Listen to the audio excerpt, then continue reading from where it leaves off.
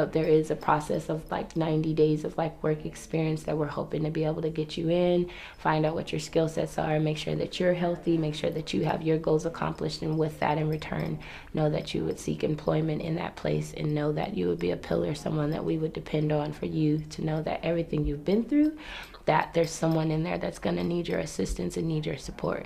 And so I offer that to you, knowing that I believe that when you are placed in a position like that, then you kind of can be able to see yourself come out of that cycle.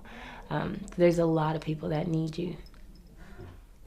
I didn't come to try to make you cry, but I did want to at least... Growing up, what seemed to be normal is kind of what I'm fighting against.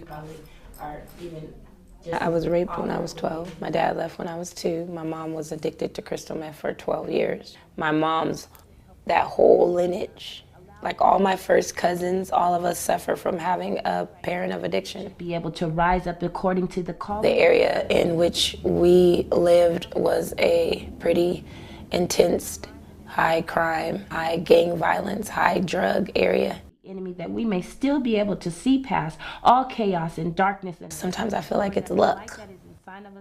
Sometimes I feel like I got out because I was called to do this to help other people, and until I do it, it's gonna stay the same. God, is a time that we know that you need vessels to be able to move amongst the land, to be able to show those what your original making and form. Is there any more darks I need to pull? Remember the other clothes that I didn't sort? Can you bring I had my first child at 16 years old, being involved with someone that was a gang member. Was involved in violent things, and so he ended up doing 2 consecutive life sentences, and I thought that's what life was going to be like for me. So here I am 3 months pregnant with this seed and having to be an eyewitness on the stand. So again, where I'm from, that's not cool, that's not popular. You don't do that.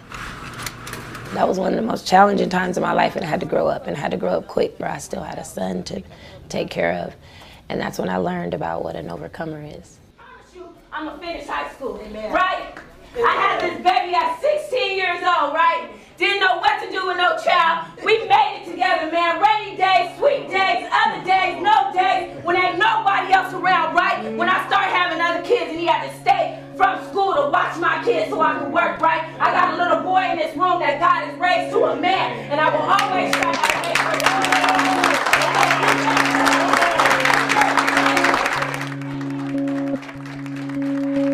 My first person that gets to get this cool bag, right?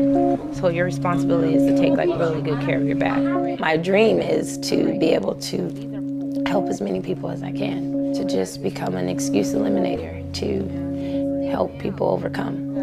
It tickles. All right, so anger, that's what we talked about today. Everybody look mean, look rough, right? So we're dealing with anger management today. So with this, the Legacy Learning Center is a concept that will be able to remove barriers, to be able to help individuals that are lacking skills to learn those skill sets, to accomplish their dreams, you know, to write it down, make it plain, and challenge themselves that whatever their goals are, that they have a family and a whole environment of people who believe in them and that will support them and celebrate with them as they, you know, become overcomers. Ways that we can manage anger. That makes me excited. They could do that. And I speak about business ownership because I'm experiencing that for myself. You know, the same little girl that, again, you know, was raised by a mother who was 15 and her daddy left at 2 and she was raped at 12 and her mom was on drugs and she had a baby at 15 and, you know, she was raised in Southeast and, you know, she had a baby daddy that, you know, did a attempted murder and, you know, she had a baby daddy that, you know, was hit by a car and died, and she has 4 kids now, and, you know, her son didn't go to college. You know, that it doesn't matter. She still can leave a legacy. Yeah, okay. So just let me know. I've been talking to a few job employers. So I'm still living my legacy. I'm still writing my legacy, and so we just want to be able to do that together as a community. So everyone that's in this environment is going to be believing in themselves. The Legacy Learning Center. Show 1, Grow 1. Ah!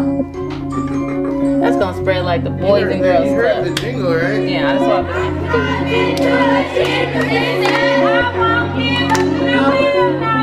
I won't give up and I will not quit. Who is a failure? Because of what we've overcome, we can definitely save the next generation. And in order to do that, you have to be willing to be a generational curse breaker. You have to be willing to say, you know what, this generational curse stops with me.